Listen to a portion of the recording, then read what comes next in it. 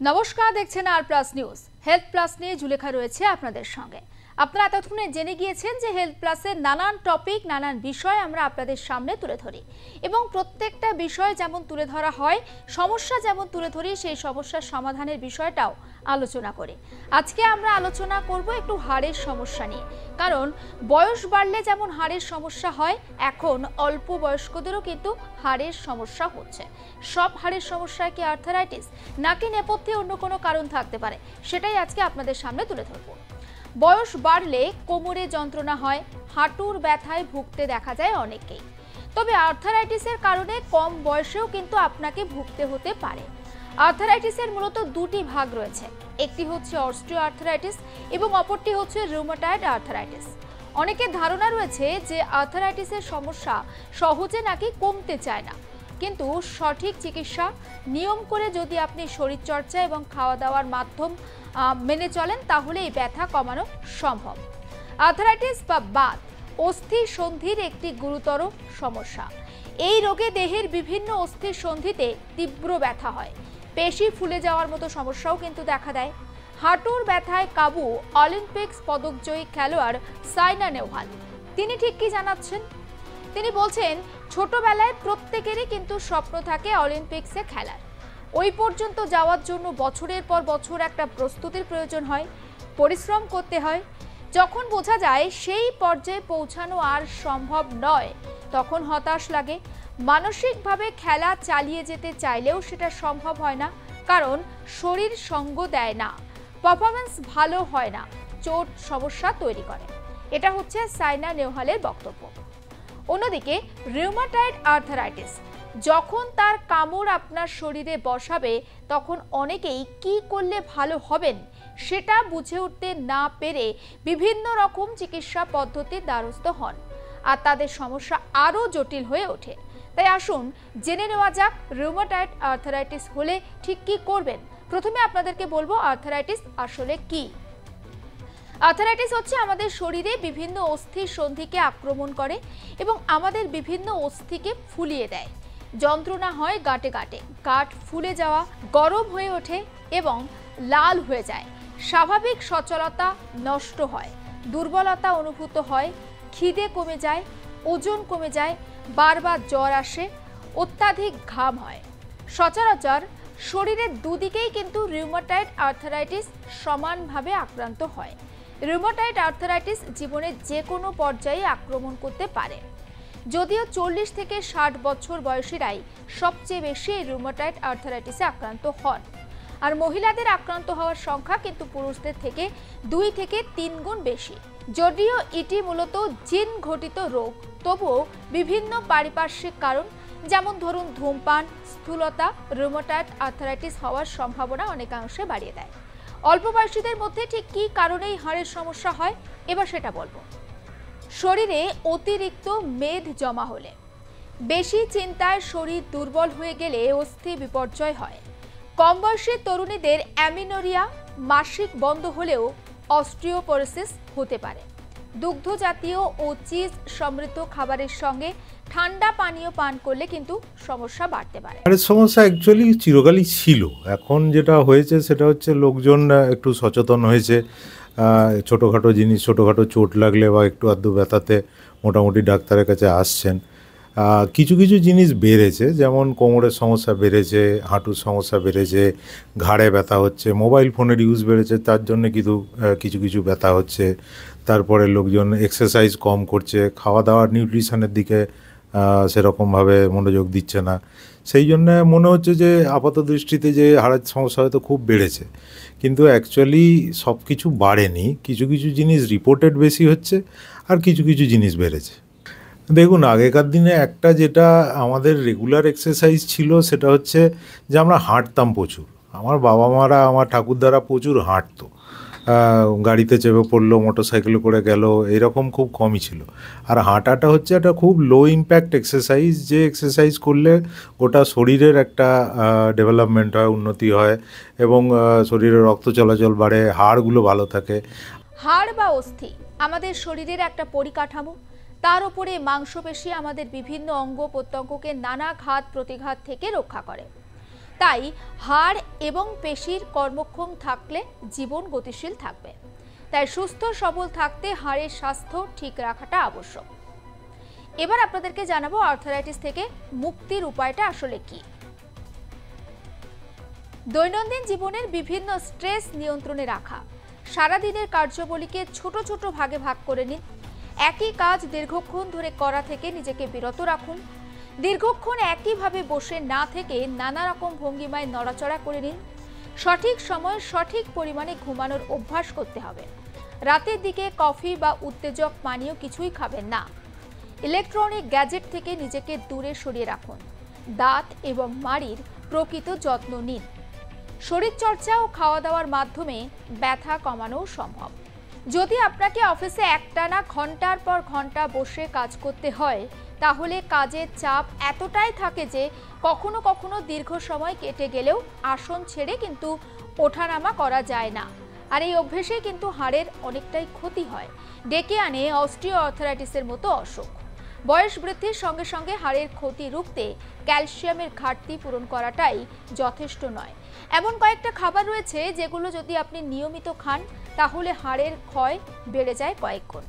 বাতের ব্যথা থাকলে সেই খাবারগুলো একেবারেই ডায়েটে রাখা উচিত নয়। জেনে নিন বাতের সমস্যায় ভুগলে কোন খাবার আপনি এড়িয়ে চলবেন। ফুটো হয়ে যেটাকে বলে অস্টিওপোরোসিস হয়ে সার্বিকভাবে আলোচনা করলাম। কিন্তু এটা আমাদের মাথায় রাখতে হবে যে সমস্ত কিছুর মধ্যেই যে আমরা চেষ্টা করব আমাদের যে সমস্ত নিজেদের সহজপাচ্য খাবার সেটাকে গ্রহণ করা এবং সিডেন্টারি লাইফ সেটাকে অ্যাভয়েড করা।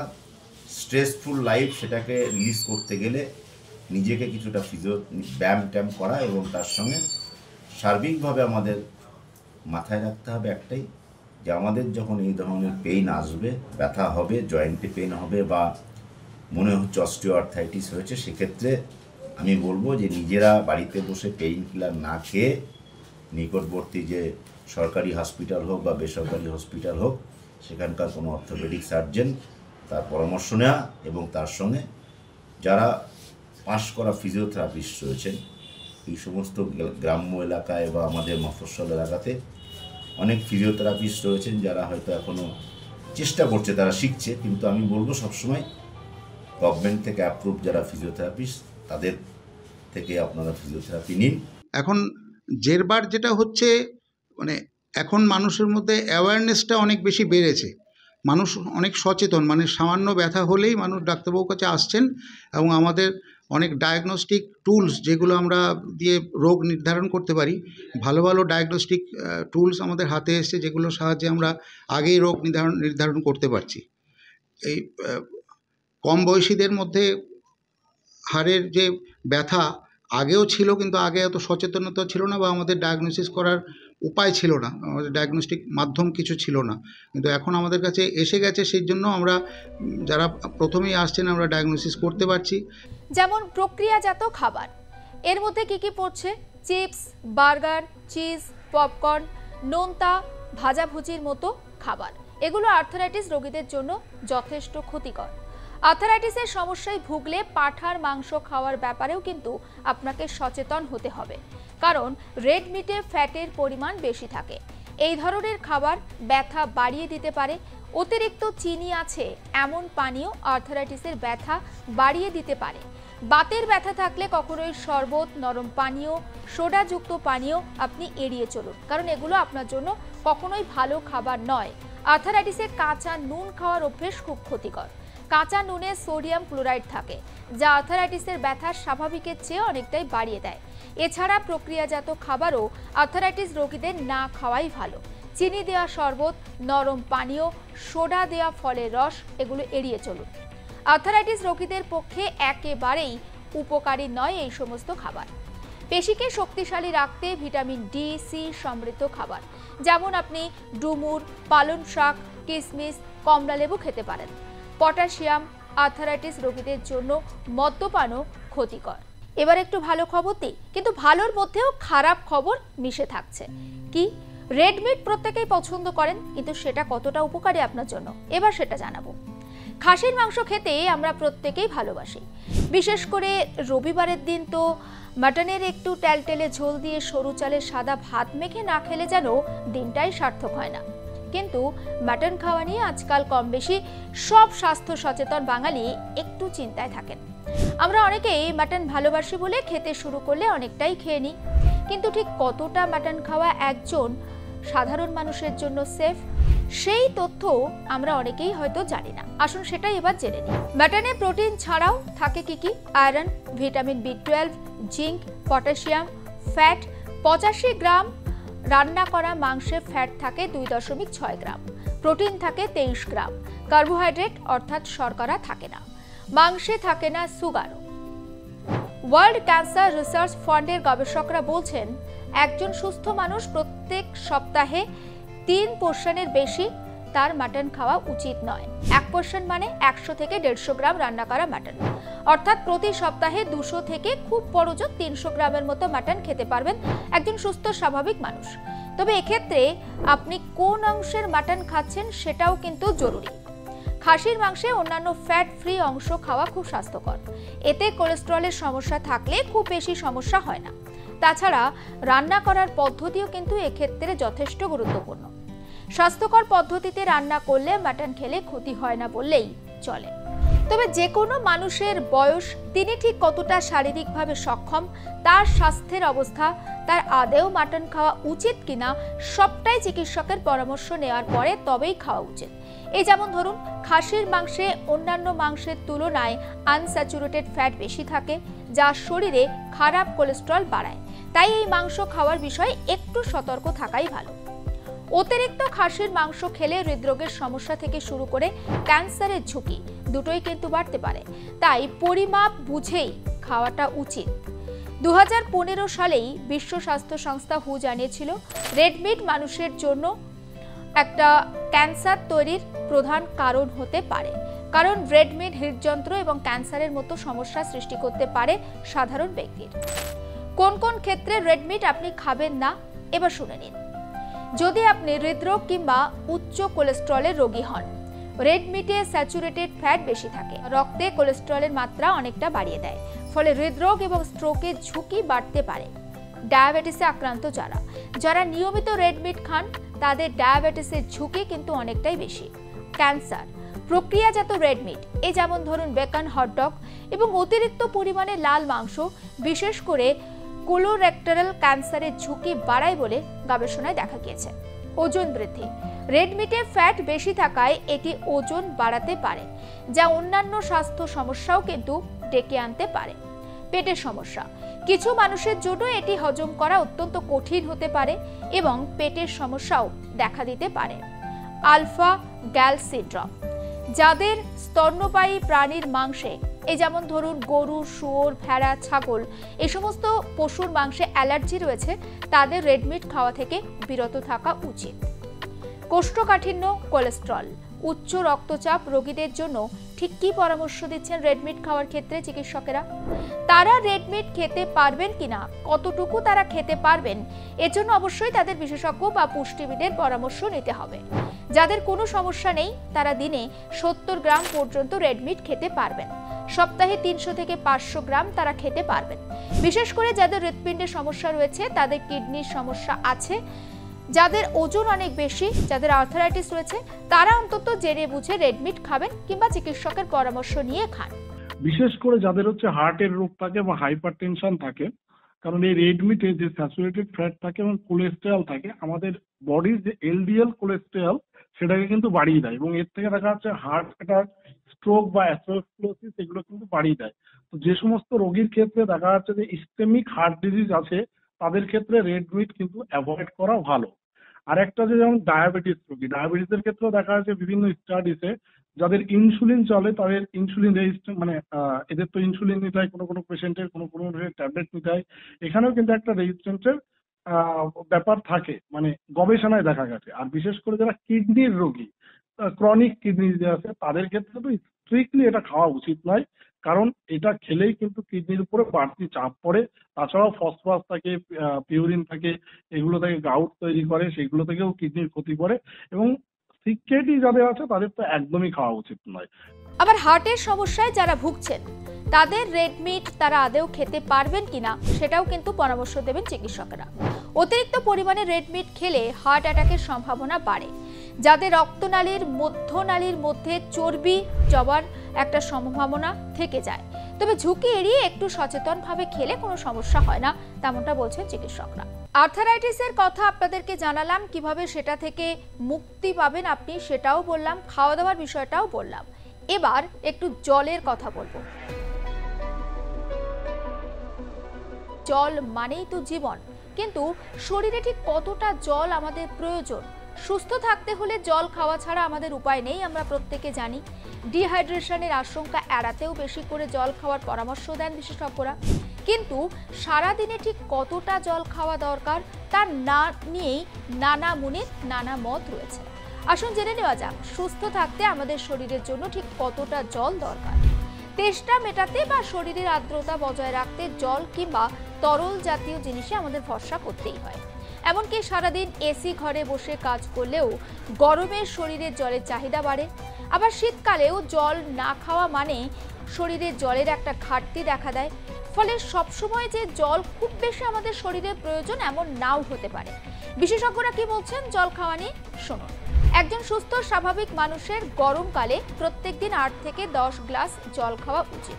যদি গর্ভবতী এবং মাতৃদুগ্ধ পান করান এমন মহিলারা থাকেন তাদের 10 থেকে 12 গ্লাস জল খেতে হবে, কারণ অন্তঃসত্ত্বা মহিলারা কম জল খেলে সেটা মা আর শিশু উভয়ের শরীরের একটা ঝুঁকির কারণ হতে পারে। আবার যারা নিয়মিত শরীরচর্চা করেন তাদের শরীরেও বেশি জলের প্রয়োজন। একজন মহিলার যেখানে দরকার হয় 2.7 লিটার ফ্লুইড, তবে তরল অর্থে জল শুধুমাত্র চা, কফি, হেলথ ড্রিঙ্কস, দুধ সবই হতে পারে। এমনকি সারাদিনে চা কফি বেশি খেলেও সেই অনুপাতে জল মেপে খাওয়া উচিত, তেমনটা বিশেষজ্ঞরা বলছেন। শরীরের ওজন ঠিক কতটা, সেই অনুপাতে কতটা জল দরকার হয় তার হিসাব সহজেই বের করা যায়। কিভাবে? যার ওজন 50 কিলোগ্রাম তার যতটা জল খাওয়া উচিত, 90 কিলোগ্রাম ওজনের একজন পুরুষ বা মহিলার সেই জলের পরিমাণটা বদলে যাবে স্বাভাবিক। শরীরে যত ওজন সেটাকে 2 দিয়ে ভাগ করলে ঠিক কতটা আপনার জল খেতে হবে সেটা কিন্তু স্পষ্ট হয়ে যায়। পর্যাপ্ত জলের অভাবে শরীরে নানা ধরনের রোগ বাসা বাঁধতে পারে। তাই শরীরে আপনার ঠিক কতটা জলের প্রয়োজন রয়েছে সেই চাহিদা জেনে সেই অনুপাতে জল খাওয়ার পরামর্শ দেন চিকিৎসকরা। কিন্তু কাজের ফাঁকে খুব তেষ্টা না পেলে জল খাওয়ার কথা অনেকের মনেই থাকে না, আর এটাই হচ্ছে সবথেকে বড় বিপদ। গরমের সময় জল খাওয়ার একটা প্রবণতা লক্ষ্য করা যায়। শীতকাল কিংবা বর্ষাকালে জল খাওয়ার প্রবণতা অনেকটাই কমে যায়। গ্রীষ্মকালে যে পরিমাণ জল আমি বা আপনি খেতাম সেটা কিন্তু এখন খাচ্ছি না, তৃষ্ণার অনুভূতিও কম হচ্ছে। কিন্তু পর্যাপ্ত পরিমাণে জলের অভাবে নানা ধরনের যে শারীরিক সমস্যা দেখা দেয়। সারাদিনের হাজার ব্যস্ততার মধ্যে জল খাওয়ার অভ্যেস আপনি কিভাবে গড়ে তুলবেন? দিনের শুরুটাই আপনি করুন জল দিয়ে। সকালে ঘুম থেকে উঠে চা কফিতে চুমুক দেওয়ার আগে 2 গ্লাস জল খেয়ে নিতে পারেন। এই অভ্যাস আপনার শরীর থেকে সমস্ত টক্সিক পদার্থ বের করে দিতে পারে, হজম শক্তি বাড়ায়। সঙ্গী হোক আপনার জলের বোতল, হাতের কাছে একটা জলের বোতল রাখুন। যখন আপনার জল তেষ্টা পাচ্ছে সেটা থেকে জল পান করুন। ফলে তেষ্টা যদি আপনার নাও পায়, সামনে যদি আপনার জলের যোগান থাকে আপনি কিন্তু জল খাবেন। আর এই কৌশলের সমস্যা থেকে আপনি অনেকটাই বেরিয়ে আসতে পারবেন। দিনের বেশিরভাগ সময়টাই অনেকে অফিসে থাকেন। যারা অফিসে ডেস্কে কাজ করেন তাদের একটি বড় মাপের বোতল অবশ্যই সঙ্গে রাখা উচিত। তরলেই ভরসা। জলের অভাব পূরণ করতে পারে স্বাস্থ্যকর তরলও। যেমন স্বাদ বদলের কারণে বারবার জলের বদলে আমরা ডাবের জল, দইয়ের ঘোল, সবজি বা ফলের রস, স্যুপও খেতে পারি। আর এর ফলে স্বাদের সঙ্গে পুষ্টিগুণও মিলবে। তবে জলের বদলে নরম পানীয় কিংবা কোনো প্রকার এনার্জি ড্রিঙ্ক কখনোই খাবেন না। এগুলোতে অতিরিক্ত মাত্রায় চিনি থাকে, যা আপনার শরীরকে ক্ষতি করে। অ্যালার্ম। যদি আপনার সবসময় মনে না থাকে তাহলে আপনি অ্যালার্ম সেট করতে পারেন জল খাওয়ার জন্য। এতে জল খাওয়ার সময় কখনোই আপনার ভুলচুক হবে না। অর্থাৎ যখন আপনার জল খাওয়ার কথা আপনি ভুলে যাবেন, যদি আপনার অ্যালার্ম সেট থাকে তাহলে কিন্তু আপনার মনে পড়বে জল খাওয়ার কথা। 1. আপনি কি টেক স্যাভি? তাহলে জল খাওয়ার কথা মনে রাখতে প্রযুক্তির শরণাপন্ন হতেই পারে। দিনে জল খাওয়ার কথা মনে করানো থেকে শুরু করে সারাদিনে আপনি ঠিক কতটা পরিমাণ জল খেয়েছেন বা খাওয়া উচিত ছিল আর কতটা খেলেন সব মেপে জানিয়ে দেবে এই অ্যাপ। এমন অ্যাপও কিন্তু রয়েছে বাজারে, ব্যবহার করতে পারেন সেটাও। জলের স্বাদ বদল। সাধারণ জল খেতে যদি আপনার ইচ্ছে না করে তাহলে ডিটক্স ওয়াটারে আপনি ভরসা করতে পারেন। আগের দিন রাতে জলের মধ্যে শসা, পুদিনা, পাতিলেবুর টুকরো রেখে দিন। পরের দিন ওই জল বোতলে ভরে অফিসে নিয়ে যেতে পারেন। অফিসে কাজের মাঝে ডিটক্স ওয়াটারে আপনি চুমুক দিতেই পারেন। না বলতে মানা। কেউ যদি আপনার জন্য জল নিয়ে আসেন তাকে কখনোই ফেরাবেন না। হোটেলে গিয়েই হোক কিংবা কারো বাড়িতে কেউ যদি জল নিয়ে আসে তাহলে সেই জল খাওয়ার অভ্যেস করুন। সামনে কাউকে জল খেতে দেখলে আপনিও খানিকটা জল খেয়ে নিতে পারেন, কারণ জলে কখনোই না বলতে নেই। ভারী কাজ করছেন যেখানে আপনার শরীর ঘেমে যাচ্ছে, তখন জলের রিকোয়ারমেন্টটা স্বাভাবিকভাবে বেড়ে গিয়ে 3-3.5 লিটার হবে। আবার একজন 30 কেজি বডি ওয়েট যার, তার ক্ষেত্রে জলের রিকোয়ারমেন্ট যা হবে একজন 80 কেজি 90 কেজি এর ক্ষেত্রে রিকোয়ারমেন্টটা বেশি হবে। ফলে অন এভারেজ ধরতে পারি আমরা 2-2.5 লিটার। যদি আমরা বেশি ঘেমে যাই, বাইরে কাজ করি, তাহলে এটা 3.5-4 লিটার পর্যন্ত চলে যেতে পারে। প্রয়োজনের তুলনায় যদি আপনি বেশি জল খান তাহলে কিডনিকেও অতিরিক্ত কাজ করতে হয়। এর ফলে শরীর থেকে সোডিয়াম অস্বাভাবিকভাবে বেরিয়ে যেতে পারে। দেখা দিতে পারে হাইপোনাট্রেমিয়া নামক পরিচিত একটি সমস্যা। আর যার লক্ষণগুলো হলো মাথা ঘোরা, বমি ভাব, বিভ্রান্তি বা মনোযোগের ঘাটতি, এমনকি অতিরিক্ত ক্লান্তি। এমনকি পরিস্থিতি গুরুতর হলে আপনি জ্ঞান হারাতে পারেন কিংবা হাসপাতালে ভর্তি পর্যন্ত হতে পারে আপনাকে। জলের সঠিক পরিমাণ কিভাবে বুঝবেন? চিকিৎসকের মতে শরীরে জলের ভারসাম্য বোঝার সবচেয়ে সহজ উপায় হলো প্রস্রাবের রং দেখা। মনে রাখবেন, শরীরের জন্য জল যতটা প্রয়োজনীয় অতিরিক্ত জল ঠিক ততটাই ক্ষতিকারক। যদি বিশেষ শারীরিক সমস্যা থাকে তাহলে অবশ্যই চিকিৎসকের পরামর্শ অনুযায়ী জলপান করা উচিত। আর এবার আমরা একটু হেলথ আপডেটের দিকে নজর রাখবো। রাজ্য থেকে দেশ প্রত্যেক দিনই স্বাস্থ্যক্ষেত্রে বিশ্বজুড়ে নানান বৈপ্লবিক পরিবর্তন। কোথাও এসেছে নয়া ভ্যাকসিন, তো আবার কোথাও ম্যাজিক ওষুধ। স্বাস্থ্য মন্ত্রক বা রাজ্য স্বাস্থ্য দপ্তরের নানান নির্দেশিকাও রয়েছে। গত 24 ঘন্টায় ঠিক কি ঘটলো স্বাস্থ্যক্ষেত্রে, আর তা নিয়েই আজকের হেলথ আপডেট। নিরাপত্তার স্বার্থে মঙ্গলবার বিশ্ব স্বাস্থ্য সংস্থা WHO epidemic intelligence from open source সিস্টেমের সংস্করণ 2.0 চালু করল। এই আপডেটে নতুন ডেটা উৎস এবং উন্নত কার্যকারিতা অন্তর্ভুক্ত করা হয়েছে। কৃত্রিম বুদ্ধিমত্তা অর্থাৎ AI ব্যবহার করা হয়েছে। এই সিস্টেমের সঙ্গে 110টির বেশি সদস্য রাষ্ট্র এবং 30টি সংস্থা যুক্ত রয়েছে। মালদ্বীপ বিশ্বের প্রথম দেশ হিসেবে ট্রিপল এলিমিনেশন অর্জন করেছে। মঙ্গলবার বিবৃতি দিয়ে এমনটাই জানিয়েছে WHO। মালদ্বীপে মা এবং শিশুর হেপাটাইটিস বি সংক্রমণ নির্মূল করার জন্য বৈধতা দেওয়া হয়েছে। একই সঙ্গে HIV এবং সিফিলিসের ক্ষেত্রে পূর্বের বৈধতা বজায় রাখা হয়েছে। বিশ্বজুড়ে সাধারণ অ্যান্টিবায়োটিকের বিরুদ্ধে ব্যাপক প্রতিরোধের বিষয়ে সতর্ক করল WHO। বিশ্ব স্বাস্থ্য সংস্থা প্রকাশিত এক নতুন প্রতিবেদন অনুসারে 2023 সালে বিশ্বব্যাপী মানুষের সাধারণ সংক্রমণের কারণ 6টি। 2018 থেকে 2023 সালের মধ্যে পর্যবেক্ষণ করা হয়েছে প্যাথোজেন অ্যান্টিবায়োটিক সংমিশ্রণের 40%-এরও বেশি ক্ষেত্রে অ্যান্টিবায়োটিকের প্রতিরোধ ক্ষমতা বৃদ্ধি পেয়েছে, যার গড় বার্ষিক বৃদ্ধি 5 থেকে 15%। রাজ্য জুড়ে ড্রাগ কন্ট্রোলের অভিযান। রাজ্য জুড়ে শুরু ড্রাগ কন্ট্রোলের অভিযান। প্রায় 50,000 বেসরকারি ওষুধের দোকান, হাসপাতাল, ডিস্ট্রিক্ট রিজার্ভ স্টোরে ড্রাগ কন্ট্রোলের হানা। কাপ সিরাপের গুণগত মান যাচাইয়ের জন্য চলছে নমুনা সংগ্রহ। ইতিমধ্যেই প্রায় 500 বোতল সিরাপ সংগ্রহ করা হয়েছে। স্টেট ড্রাগ কন্ট্রোল অ্যান্ড ল্যাবরেটরির নমুনা পাঠানো হয়েছে। ড্রাগ কন্ট্রোল রাজ্যের ওষুধ প্রস্তুতকারক সংস্থাগুলিকে তাদের ওষুধ অনুমোদনের কাগজপত্র পাঠাতে বলেছে। হাসপাতালে নিরাপত্তারক্ষী নিয়োগ। মুখ্যমন্ত্রীর রাতের সাথী প্রকল্পে বিভিন্ন মেডিকেল কলেজ এবং মেডিকেল শিক্ষা প্রতিষ্ঠানে 1514 জন নিরাপত্তারক্ষী নিয়োগ করবে রাজ্য সরকার। এদের মধ্যে বেশিরভাগই হবেন মহিলা। এর মধ্যে 910 মহিলা এবং 604 জন পুরুষ। মোট 29টি জায়গায় নিয়োগ হবে 24টি মেডিকেল কলেজে। সবথেকে বেশি সিকিউরিটি পাচ্ছে পিজিতে 120 জন, আরজি করে 85, NRS এবং কলকাতা মেডিকেল কলেজে 75 জন। হেলথ প্লাস আপাতত এই পর্যন্ত।